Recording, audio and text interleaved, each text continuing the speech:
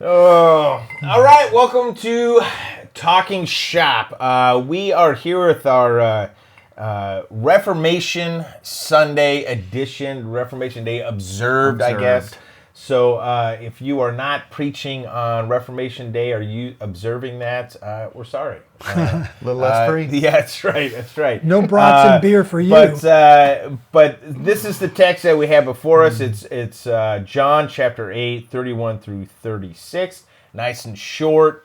Gets to the heart of, well, kind of what the Reformation was about. Christ at the center, freedom in Christ, these things, what it is to be a slave, all that kind of stuff. So we'll talk through that, talk through a little bit about how we might tackle it and bring some of those themes of the Great Reformation of the church through. But we always love your comments as well, so share those. Take a minute to like and subscribe if you haven't done that yet, and let's get after it. Spit out my Lord in every way, yet I'm still welcome in the arms.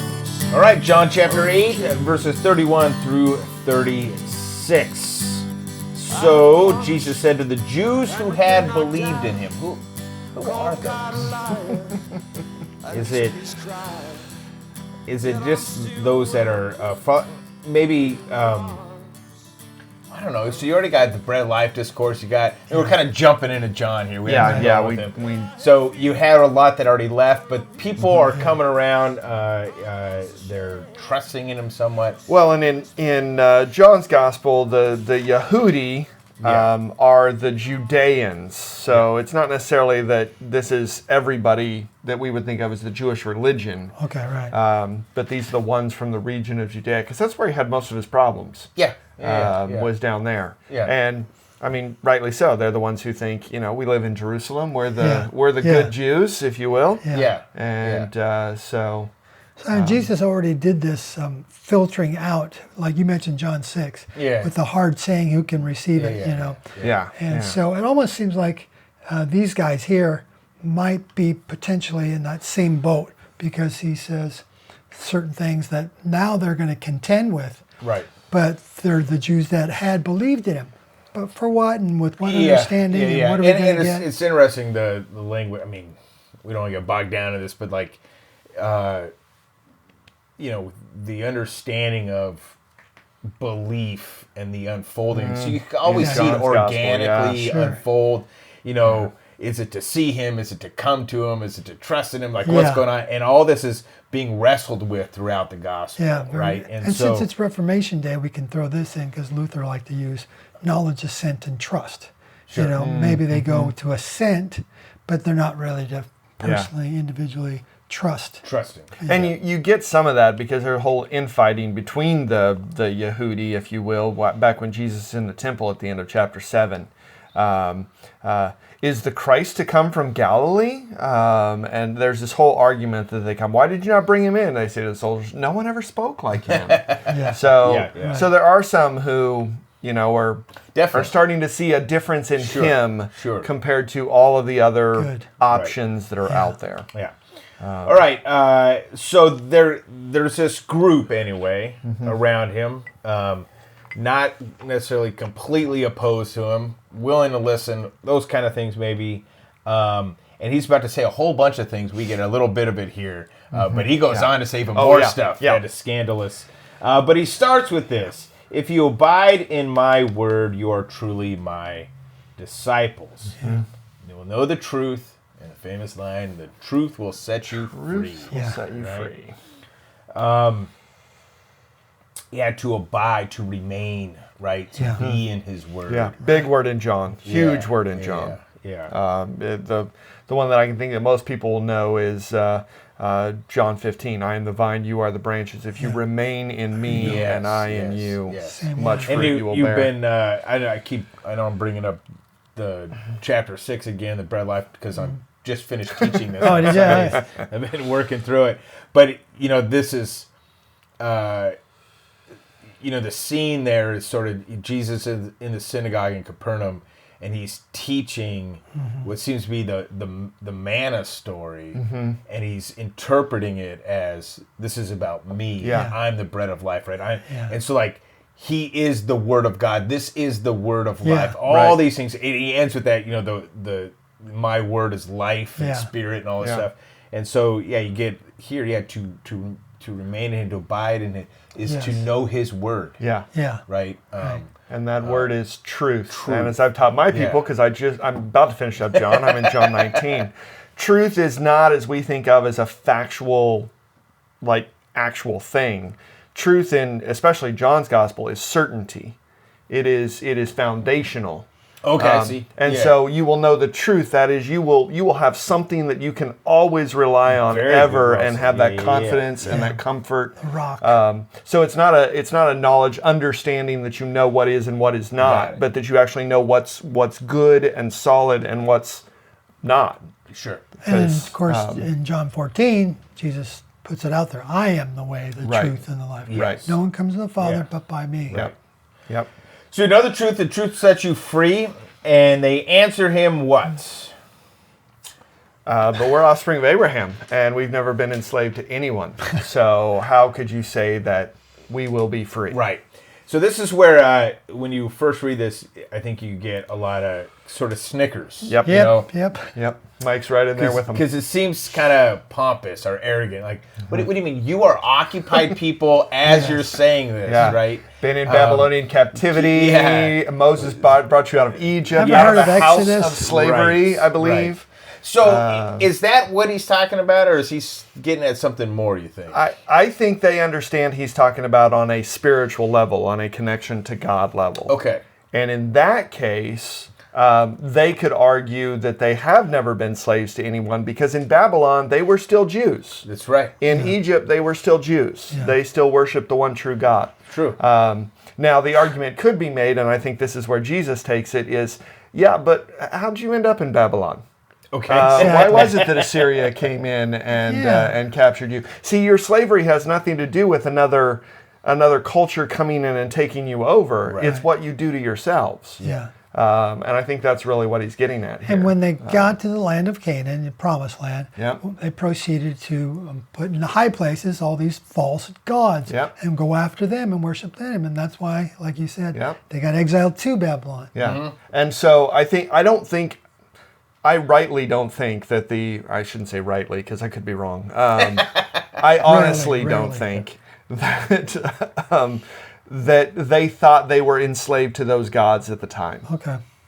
Yeah. I think there's a point in which they were really polytheistic, and these were just other gods. These were just hedging their bets. Okay. And so they never saw themselves as enslaved to those gods in the same way. So that's why I think this is important for Jesus to pull this out. And I'd be tempted, since it is, again, I'm going to be reminding us of Reformation Day.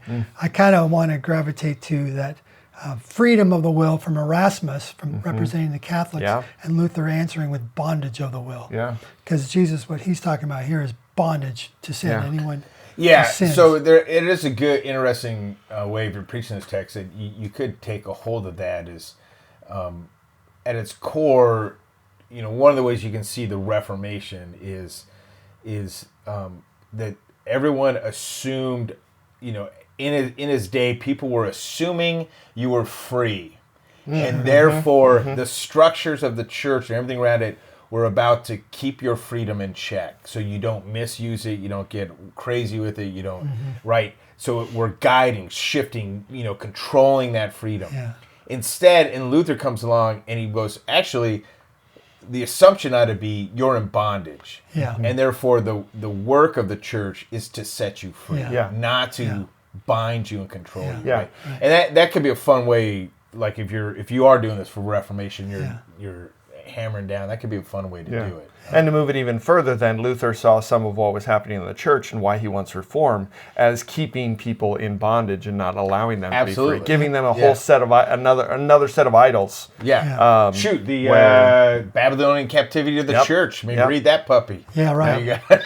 Ties it all in. Absolutely. It'll definitely will. All right. So Jesus answers. We kind of jumped that a bit, I think. But truly, truly, I say to you, everyone who commits a sin is a slave to sin. Right. Yeah. So the slavery here is not one of outside oppressors in the land. Right. The slavery now is to your own sinfulness. Yeah, it's another one of those. It's not what goes into a man, but what comes out of his heart. Yeah. And you examine that, and you are enslaved. And then you have Paul pick this up in Romans. Sure. Whoever you work for, you are a slave to, whether that be to Christ or to sin. So I thought that was Bob Dylan. You got to serve somebody. It may be the devil, it may be the Lord, but you still got to serve somebody. That's right. Well, I guess that thread of truth continues on.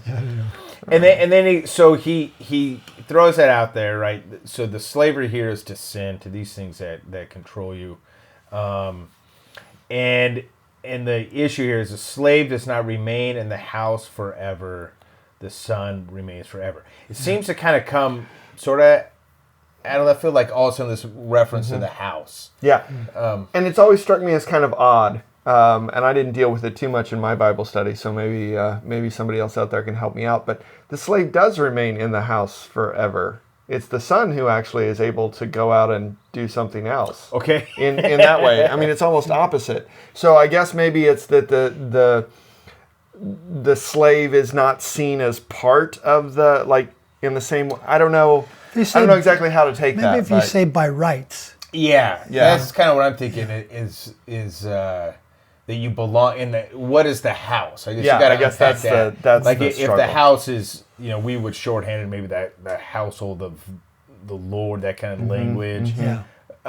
Certainly, the house of Israel, the faithful people of God, His children, His, all that stuff. Slaves don't remain there. So maybe that's what he's getting at. It's like, you've got this backwards. You think you're free. You think you're going to remain. You're a slave. And at the master's bidding, you could disappear. But the son can't, or the son is always going to be part of it. And I think that idea of like the lineage carrying it on, like he's always going to be there because he's the son. Right. So the key then to remaining in the house, the key to being free, is the son. And that's where Jesus brings it. Right. And come on, if you can't preach that, I mean, what are you doing? Right. And, his first miracle in John is a wedding. Sure. And eventually this doctrine is going to blossom in the New Testament. You get to the book of Revelation with John, and the church is the bride of Christ. You marry, the bride marries the groom, you are free. You are, by rights, part of the family by virtue of that marriage. Right. And I can't preach that because I just did it this last week with the wedding feast, but that's... Right. I'm just coming off my daughter's wedding, but you hear family stories, and one of my nephews, I didn't even realize he did this, married a Mexican citizen so that she could be free, here. And I don't fully understand how the American politics works that out, but that was the goal anyway. To marry her for her freedom. So she can have citizenship, or an easier path to citizenship. So. I mean, Reformation Sunday, it's just, you can see it. I mean, I think kind of what we did with some of that, the bondage versus freedom language, turning it over on its head can be a fun way to do it. Certainly, one of the things about Luther, I think, that we all appreciate is he was sort of relentless on anything that was not Christ. If it's not Christ, we're cutting it out and moving on. And like really relentless. Like in his day, probably seemed crazy how much tenacious. A stickler he was. Tenacious. I have a plaque at home that says "Unity" by Luther. Unity wherever possible, the truth at all costs. I don't know where he said that. There's no reference, unfortunately. Hopefully he really did say it. It could be one of those, there's a lot of those where like, if Luther didn't say it, he should have. Right? As you were just talking about that then, so kind of the stepping off point to that, the relentless Christ only, Christ alone, when Jesus talks about freedom for them, they say, we are Abraham of offspring. And so they're trusting in Abraham rather than the God who gave the promise to Abraham. And so they've found themselves enslaved to that understanding, if you will. Great. If you're preaching this, if you're doing Reformation Sunday, let us know what you're going to do. If you preached this text before, how you might have tackled it. It's always helpful. Check out craftofpreaching.com. There'll be articles there as well, and some essays and things on preaching to help all of us in this craft. Yeah, I guess that's good. Happy Reformation Day. Yeah, happy Reformation Day. God bless your preaching.